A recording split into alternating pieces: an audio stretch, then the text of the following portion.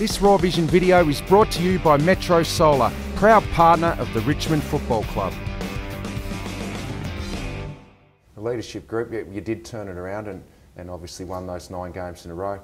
How good was your leadership group in that time? There would have been some, I guess, honest moments that they had amongst the team. Yeah, there was.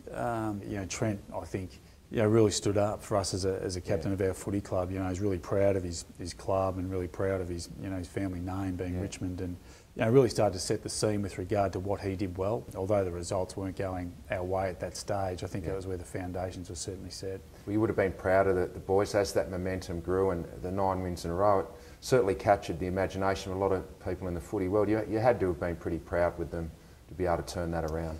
Yeah, it was. I think it showed that our footy club had grown up. The great thing about it, even from a football off-field perspective, Brendan and Peggy were really strong and resolute in the way we were going. Our football department, we knew where we needed to go, and we're really strong in belief in our game plan, the players that we had playing, and we're glad we turned that around. The big thing for us is making sure that momentum continues into next year. What about yourself as a coach? 5 years in now, you're hungrier than ever. What have you learnt, and how much better can you be as a coach? It's funny, once you start to reviewing and you can see how you can improve, we've got some great talent coming through, all of a sudden that excitement comes back, and you look forward to getting the players back to pre-season, but it's still 6 to 8 weeks away, which is probably the disappointing thing. But you reinvent yourself, and you get reinvigorated, and that's what our coaching staff will do, and we'll come back bigger and better.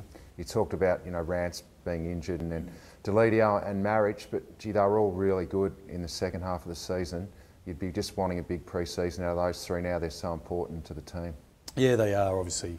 Alex has had an outstanding year, and Brett, playing more forward this year. I thought he started to understand his role a little bit better towards the second part of the year. Even Ivan, we just know what a clearance king he is, contested ball, and the pleasing thing for us, we've got a number of players. Ben Lennon, we think, is going to be a really fine player for us. Nick Floston will get better again. We're still looking for those guys to take us where we need to go. There's some good stories too, and I guess we've got to talk about Anthony Miles.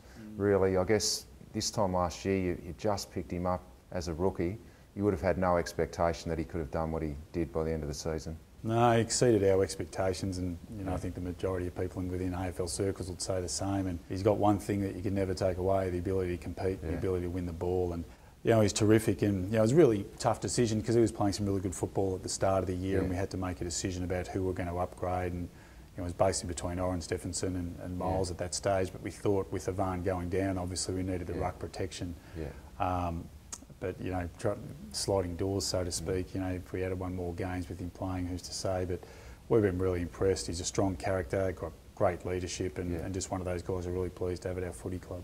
What about Dave Asprey? I reckon in that tough period at the start of the year, there was a fair bit of ball going in the opposition 50. Yeah, he was. Played on some really good players. Beat Carlisle, beat Cloak. Kept him goalless. Played on twice, Cloak, throughout the course of the year. And for a guy that came back from a significant injury and to play this type of footy he can, you'd have been quite possibly leading our best and fairest up until he went down. And really pleased to get him back next year. Testament to the guy, he actually came back and played a reserves game this year because he was that driven to get back and give us a chance. So, look, he's one of those players we look forward to, and he'll get better again with another pre-season under his belt. He was injured all of last pre-season, so he's going to be a really good player for us. I thought some other players probably had their best years. Shane Edwards' second half was outstanding, and Ben Griffiths started to show, I guess, what you need out of him up in that forward line. Yeah, he did, and Shane's a special type of player. He can do a lot of things that a lot of people can't. His agility and his ability to make things out of nothing is outstanding, and he often goes unseen in a game. Our plan B, when things aren't going well in the middle, we chuck Shane in, and things happen for us. He's become a really important player, and it's hard to believe he's a life member of our footy club. He still looks like he's 18, 19 years of age, hasn't grown. He hasn't changed at all. No, he has, but he's such an important player, and we really enjoy having him around. And Ben Griffiths obviously showing some significant improvement, and I think it's scary if he gets the consistency that we think he can. He's going to be a very good player. He's an outstanding mark for his size, great athleticism, and that goal he kicked in the elimination final from about 80 metres out, there's not many people that can do that. So this time of year, there's always some players leaving, and there's been some delistings. There's been some retirements as well. I guess the 2 I'll mention are Dan Jackson, been a great warrior for this club, a BNF winner, and everyone's favourite Jake King.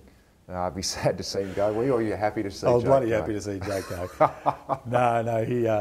look, those 2 guys are the fabric of what our club is about. They're really guys that made the utmost of their ability, and it's going to be sad to see quality people go. And you know, even the delistings we had this year, the quality of characters we've brought in over the course of the 5 or 6 years we've been here have been outstanding. And it's not one of the better jobs of an AFL coach, but it's part and parcel of what we do. Just before we leave Jake King, do you think he milked it a little bit, the retirement? A little bit.